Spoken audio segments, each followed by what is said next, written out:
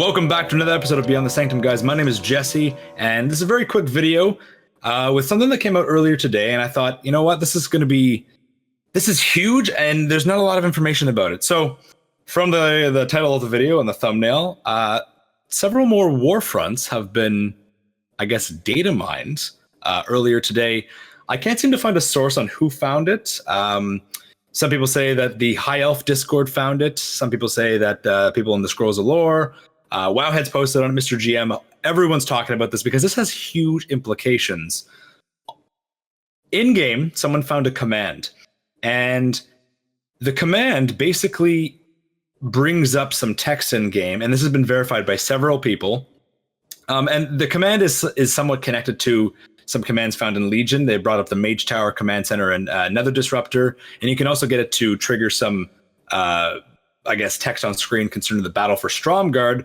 One of the things that says the war effort is ramping up, but herb supplies are running low. The war effort is running up, but leather supplies are running low. So there's a purpose to the command.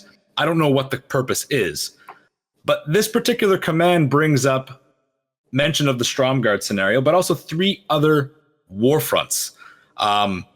The first one is one that we've found evidence of through data mining and in the Battle for Azeroth Alpha and Beta, and that is the Barrens Warfront, and it says, attack the southern Barrens and break through the great gates of Mulgore.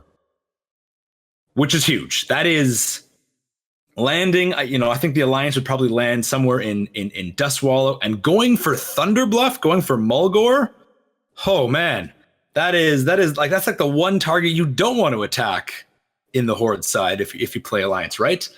The next one is huge. I said this a couple months ago, and I'm not saying like, I said it first. I talked about, imagine if there was a Silvermoon Warfront. And the text says, assault the final Horde bastion on the Eastern Kingdoms and cleanse our land of their filth. Which, for anyone who knows how the Silvermoon zones are lined up, Ghostlands and Eversong and Silvermoon itself, they're not part of the Eastern Kingdom's servers.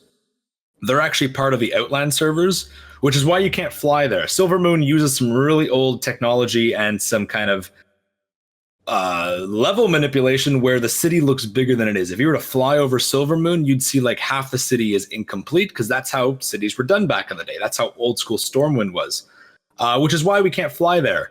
But a Warfront in these zones, and these zones, as beautiful as they are, they show their age. They show that they've been out for a long time.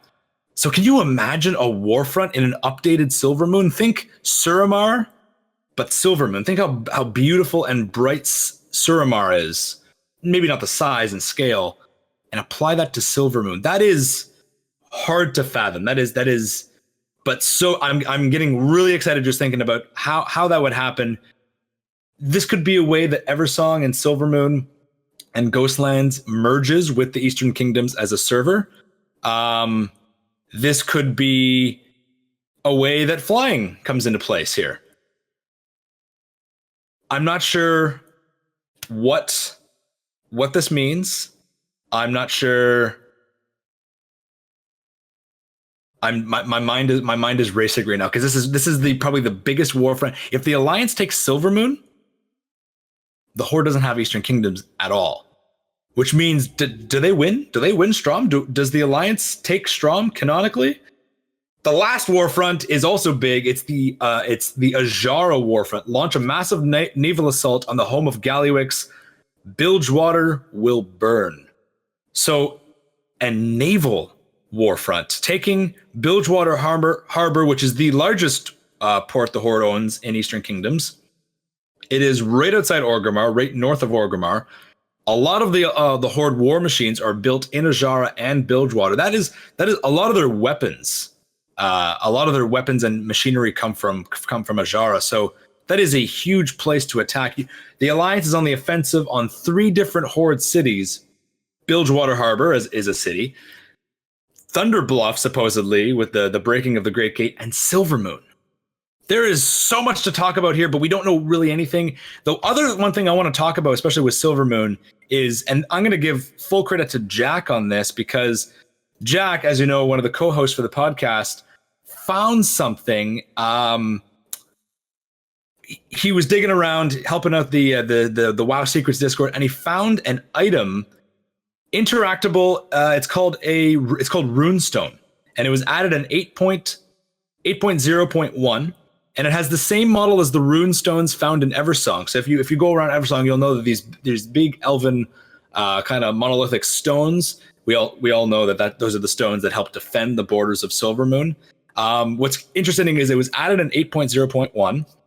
It's interactable, so you can click on it, and it has an unknown location, which means no one has cached it yet, which means no one has found it in their files, or no one has come across it, which means it could be a phased zone or a place no one visits. It's interesting. The other thing that Jack wanted to note when he found this was when he viewed it in 3D, it had two states, one with ruins on it and one's with the ruins that are off. So it seems like they flash. And as we know, the ruins have a lore purpose of being these massive wards. So is this how the Alliance is going to infiltrate Silvermoon? Is this how they're going to infiltrate Eversong? We've made a lot of parallels between Anduin and Arthas, and this is another one. If this turns out to be true and the Alliance goes on a war march to reclaim Silvermoon, reclaim, there's no, reclaiming Lordaeron was one thing. The Alliance has no claim to Silvermoon, but the High Elves are going to be there. The Void Elves are going to be there.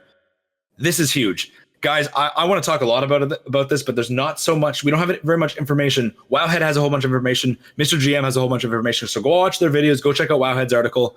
And if you want to hear some speculation on how I think it's going to go down and how Jack thinks it's going to go down, tune in to this week's podcast, Decoded, episode 22, which will be premiering later this week, either Friday or Saturday on Twitch. If you can't make the Twitch stream, we're going to be on YouTube by Sunday night, Monday morning. So tune into the theory crafting episode of this week of Decoded as we talk about 3 brand new Warfronts. Holy crap. As if this expansion could not have gotten more explosive, more awesome. We'll talk soon. See you guys. One more thing, guys. I just learned that Reddit user TopherAU is maybe the one who discovered the script command in-game. I just read that on Wowhead's articles. Shout out to him. And to whoever else kind of dug up some information here. Jack found the monolithic stone through digging around. There's a whole bunch of people who are reporting on this, so I'm not sure who found it. But yeah, shout out to everyone who found that stuff. Exciting stuff, guys. Anyway, we'll see you later this week in the podcast. Thank you so much.